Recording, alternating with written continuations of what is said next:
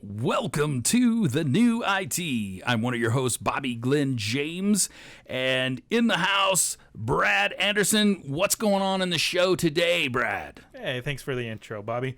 Today we're talking about wasted money. So we want to discuss what it actually means and how you can kind of save money through IT and what that looks like.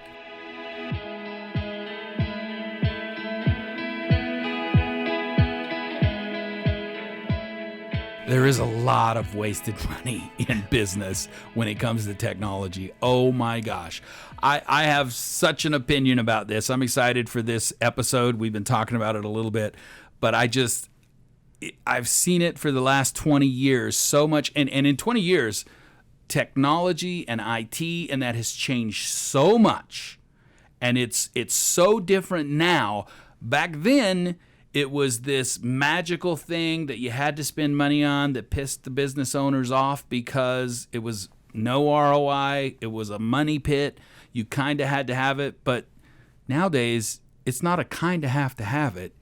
It's what runs business. There are no pen and pencil, paper and pen anymore. Gone are those days. You won't be in business. You have to have technology now. Exactly. And from that standpoint, I mean, I think we've evolved enough so much that we can actually get analytics and we can see the trends and we can see what's working and what's not. So from that standpoint, yeah, I mean, you're really not throwing money away anymore like you were back in the day. You have to be in business. You do. You really do. You have to spend it now. Do you have to spend as much money as some? I mean, there is a lot of waste. I have seen millions of dollars thrown away on technology that wasn't needed or isn't even used after it was purchased.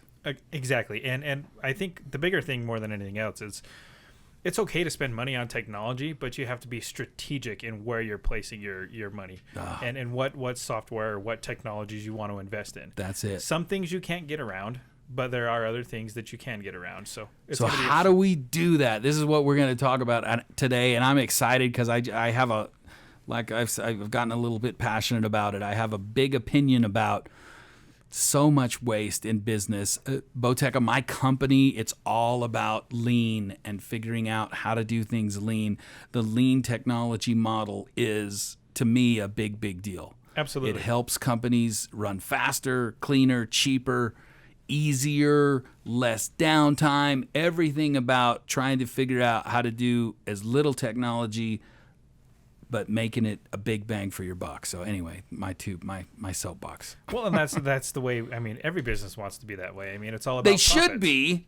I think that should be what they want. I would think so. I mean, I could be wrong. I mean, there are some businesses out there that don't really care what they spend. But. Yeah, you get a slick sales guy that really sounds good. Right. And your marketing director's like, man, yeah, we need that.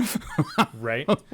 So one of the questions that I'm going to preface this first, but one of the key things that we see in the industry is that IT investments don't directly relate to business strategies. Yeah. How do you not invest in IT that doesn't align with your business strategies and where you're trying to grow your business? This is such a great question because here's what in my world, or what I've seen in my world. What you're in the corporate world and marketing gets pitched a really cool thing, or sales or operations says, oh my gosh, this will transform your business, right? So operations comes to IT and goes, hey, we need you guys to implement this, and it's the director level or something, and so IT, we do what we're told, especially if there isn't a hierarchy created. Mm-hmm. This is where it all happens. This is where it all goes wrong. It's because nobody has accountability in the business. Okay, really? I'm throwing this out here. This is, and the reason I'm gonna tell a little bit of a story just because this is really important, I think, and it's so many companies do it wrong this way because whatever somebody throws over to IT and IT's supposed to implement it. Well, all of the sudden, your company has 20 projects that IT's supposed to take care of. Now, what is IT? It's so full. And the reason I know this, many years ago, I was in an IT department, a big corporate company, and we were just failing. I mean, we were failing. It was horrible. I mean, we were overtaxed. crazy, working, 12, 16 hours a day. It was just horrible. And they hired a new director of IT, and this guy was amazing. He came in. Everything I've do since then that I've learned, I kind of put on his shoulders. Contribute just because to him. He came in, first off, some people kind of have to prove something. Yeah. So they come in and they make a bunch of changes. Giant changes. This needs. Dude, Yeah. He didn't do any of that for 2 months. He just sat and talked to people. Awesome. Just talked to people, everybody. And then he started having meetings with us. He'd have meetings alone with all of us for 2 months. Really? We would individually go talk to him. And then we had this big meeting, and I will never forget this. He said, okay, we're going to write down projects, and we're yelling out all of and he just keeps writing. And he says, and beside the project, how much time is that going to take to do? And so, we're excited about this. Yeah, it's this and this and this. And all of a sudden he goes, how much time is that right there? And we're like, well, that's like 3 years worth of work. Wow. And he's like, who wants now all of these departments that wants this stuff? Who wants it right now? All of them. All of them. Every single one of them. And they're complaining that IT sucks and it's bad and you guys don't know how to do anything. They should fire everybody and get new IT or whatever. Well, he went back and he said, okay, to the CEO, he goes, we have to create a technology steering committee for the company that has nothing to do with IT. That's awesome. It has nothing to do. IT is not involved with the technology steering committee. Only executives from each department. Dude, I'm like, what? Are you kidding me? This is not. This makes no sense. He got buy-in by the CEO, and they started meeting, and he started showing people in the company all of the different departments, the operations, the marketing, the sales, all of that, and saying, how are we supposed to do this for you guys? And they're all dumbfounded. I bet. They're like, I don't know. That's IT's job. You're supposed to figure that out. And then he says, okay, see this? This is you, so-and-so director from whatever department. So-and-so, you from this department. Do we need it? Can you use this? And he's like, no, that is useless for this company. All of the sudden, the whole company became connected and understood. They were a part of the technology. It was called a steering committee. Yeah. That's what he created. What was the focus of what drives the company? And it wasn't IT. IT is just an implementer.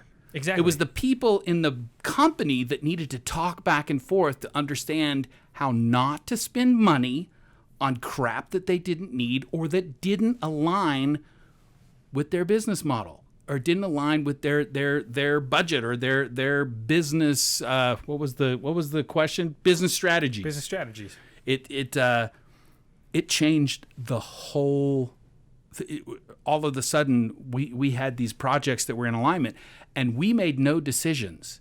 The project decisions and where it went first and above was all the steering committee. That was the company, the executives in the company that were making the decisions. It was huge. Overnight, that company changed. Overnight. Interesting. So, I mean, having said that, how do you, as an IT department, if you don't have those decisions on what you're implementing, how do you know what technologies to focus on or what hardware you need to learn? I mean, help me understand that. So, I mean, he was a part of the steering committee, of course. So he understood what the IT department was doing, and there's buy-in that way. And he was an unbelievably smart person that had been doing this for a gazillion years. So he did understand, and he was the steering committee of the steering committee that could say, okay, you want to implement this, but we have this, this, and this. This is what has to happen. Now, how do we have buy? So it worked. Okay. It really worked because when I say IT didn't have to do anything, I just mean us grunts that just made stuff happen. We just got our marching orders, and the marching orders made sense. It wasn't just thrown over the wall at us and said, hey, guys, implement this because the president of the company thinks it's a good idea without talking to anybody. Got it. Well, and what you're saying, though, is he understood and he knew, and he was kind of giving direction as the IT director of the steering committee to say, well, yeah, we can do this, but how is it going to benefit? And he would show the implementation of what it's going to cost, what may be the outcome, what are the problems around it. It was so. I had never been in a company that had somebody create something like that.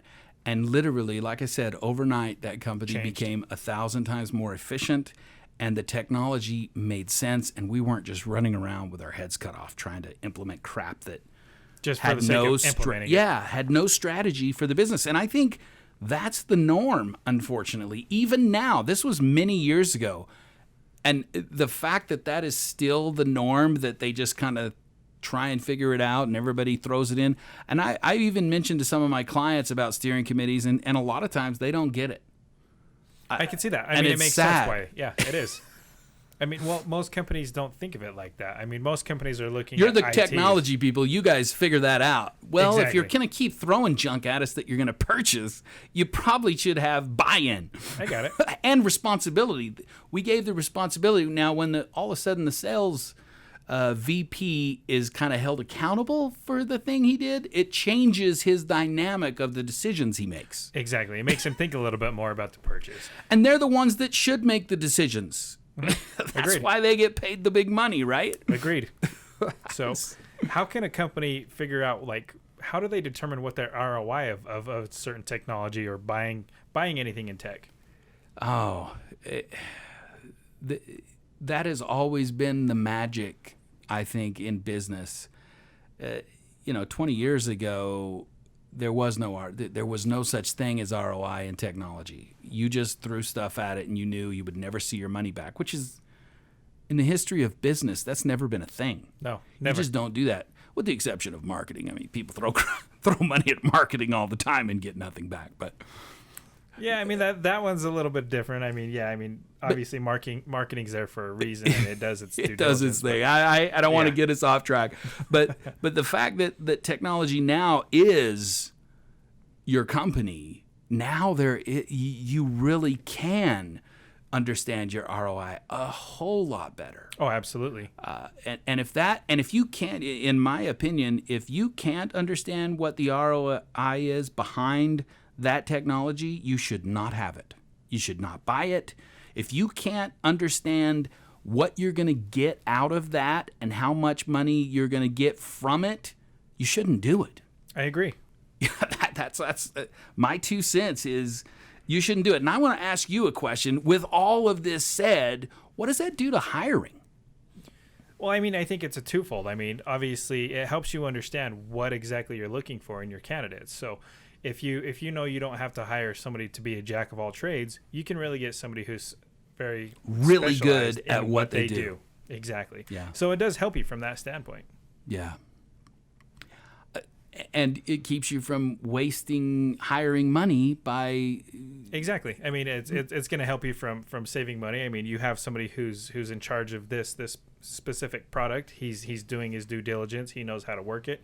He can run it efficiently. He knows how to upgrade it. He knows how to keep it running, stable. So, I mean, I think all around it's a win for everybody. And if you buy this new thing that nobody knows, you're going to have to get an admin to admin it, right? Exactly. Well, not only that. I mean, depending on what we're talking about. I mean, if we're talking about, software, then there are some softwares out there where you have to pretty much assemble a whole team to do this. So really understanding your purchases is important, because that allows you to say, well, how is it going to benefit us? If you don't understand the impact, I have seen that so many times, that a company, the impact from doing a change up like that or implementing some new technology, just the efficiency, I've seen it almost crash a company. I mean, it gets to the point where they can't do anything. And that makes sense. And I can see. And even if that's a week of can't do anything for a business, that's bad. A lot of lost revenue.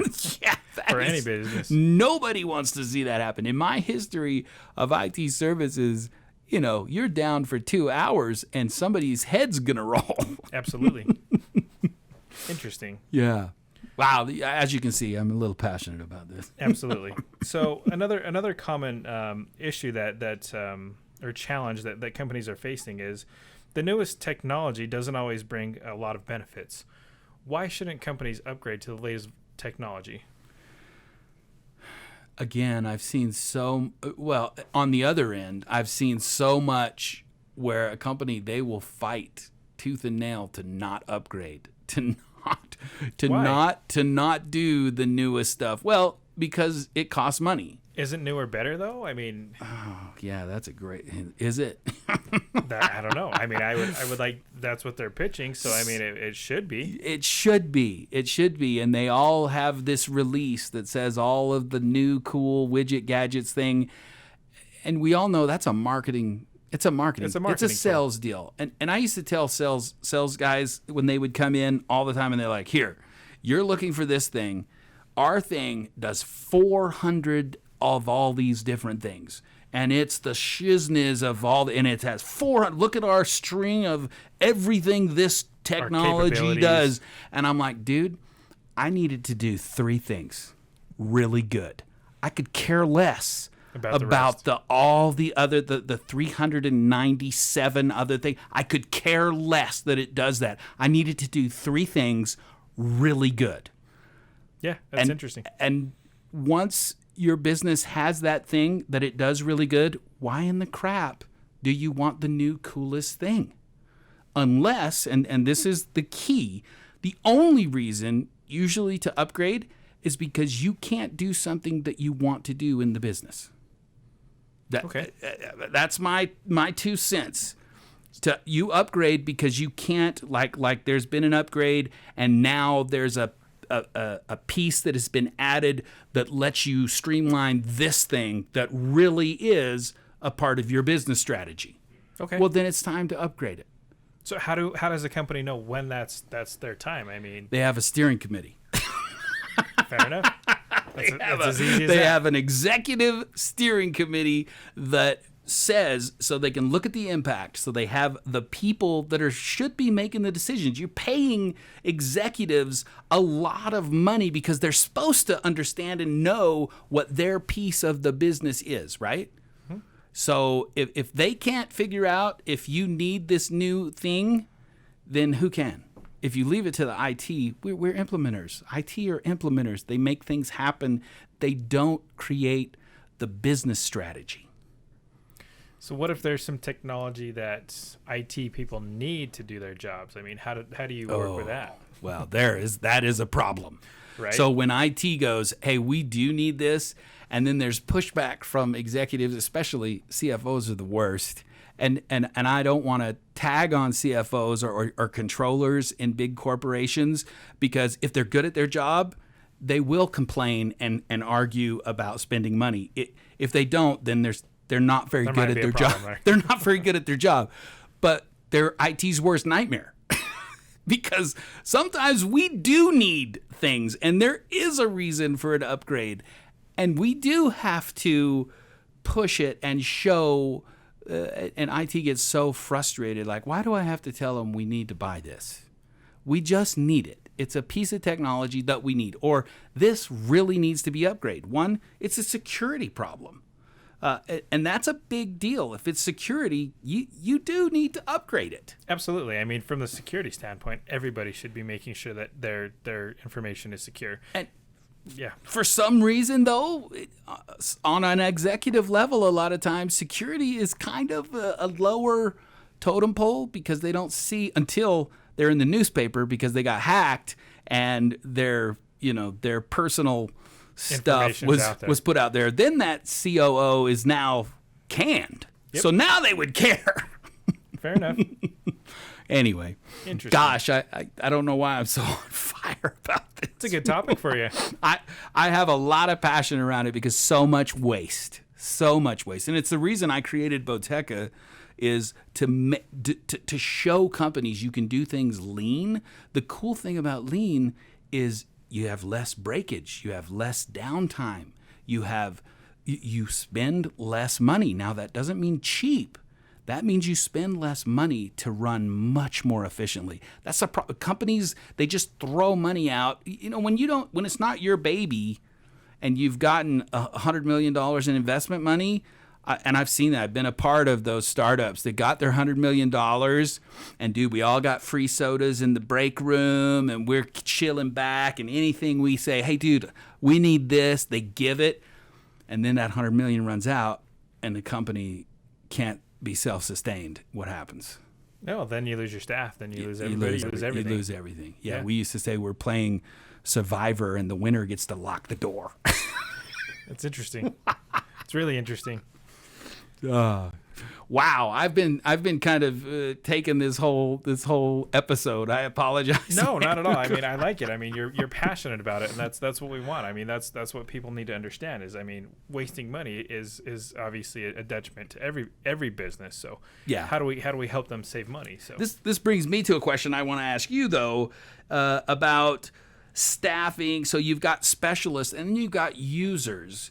And that because there's a difference there too. There is, right? Because you've got users. So how do you see the specialists and the users connection, especially with new services or new technology? What do you see in that as far as hiring?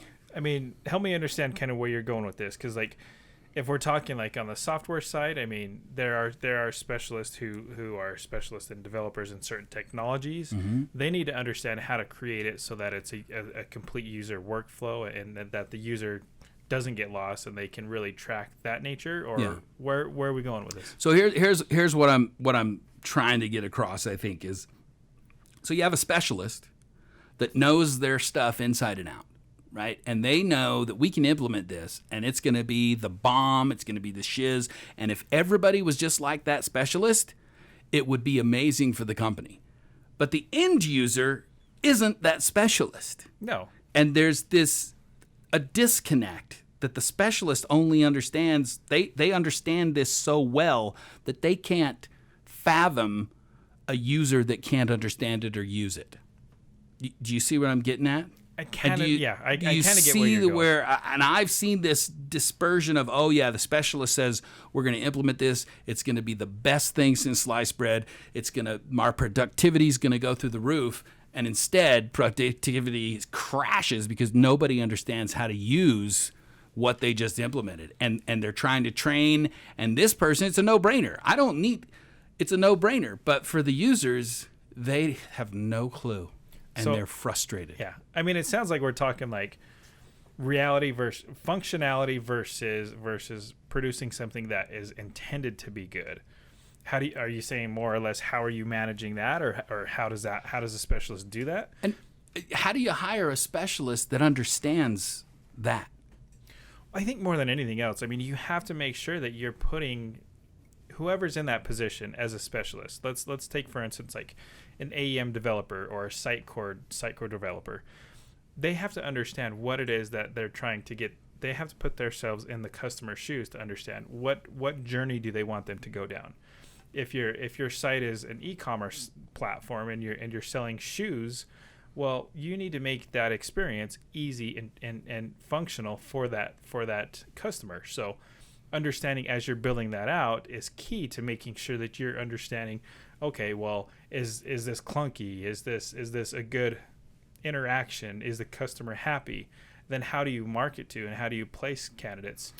How do you place your customers in that realm? How do you make sure you find a person like that? So what we do is we make sure that we're understanding and we're doing the personality test.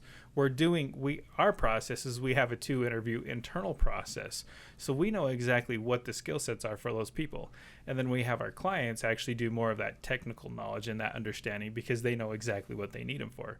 So obviously, as we talked about in past episodes, having the days of the rude IT guy are gone, and the days of just saying this is the only way I'm doing it and this is what we're doing are gone. So being able to have somebody in that position, like a software engineer who's very understanding and can understand and relate that can empathize with the user. Exactly, is key. Yeah, I agree. And it is the new IT, guys. It is. If you're not understanding this, if you're in the IT world and you don't get that, you're going to have to start understanding. Because I can't tell you how many times, even back then, I didn't like it because we were always making fun of the users. Right. We were always, they're stupid, they don't even know how to blah. And I used to think, they don't know how to blah, blah, because they're not in it all day like we are. Exactly. How can you expect somebody to know something that's never seen it before? And how can you belittle them because they don't get it because it's not what they chose to do in their life? Exactly. And not only that, I mean, It's making sure that you're simplifying the process to make it as easy as possible and user friendly. Yes. I mean, that's it at the end of the day. It really is. Whether you're talking software, whether you're talking hardware, it doesn't really matter. You just need to make sure that it's functional. I agree, 100%. 100%. So another topic that we're seeing in wasted money is that the system design doesn't always accommodate the system user. I mean, I know we kind of touched upon that, but I wanted to get your thoughts on it. I mean, from your standpoint, I mean, what do you see on the other side? I mean, I know you just kind of dived in a little bit. Mm-hmm. They don't understand because they don't work in it every day, but what makes them think that they can, do that?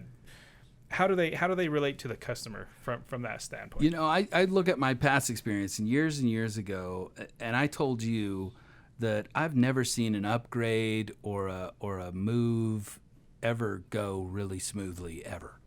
Really? I mean, there's always, and we all get it, there's always issues and stuff, but man, I've seen implemented upgrades that were big upgrades that were gonna, make everything so much better, and the users were just like, this is the suckiest thing on the planet. I can't do anything. I click this and it glitches because it's new. So it glitches a lot. And there's all of these things that they used to just super simple, easy. This was easy. And now, why do I have to do 3 clicks when it used to take me 1? I always thought, come on, it's 3 clicks. It's not the end of the world. But man, they were pissed that now I used to could just do this, Bobby. Now I got to do this, then I got to do that, and then I got to do that. This sucks. I hate this software.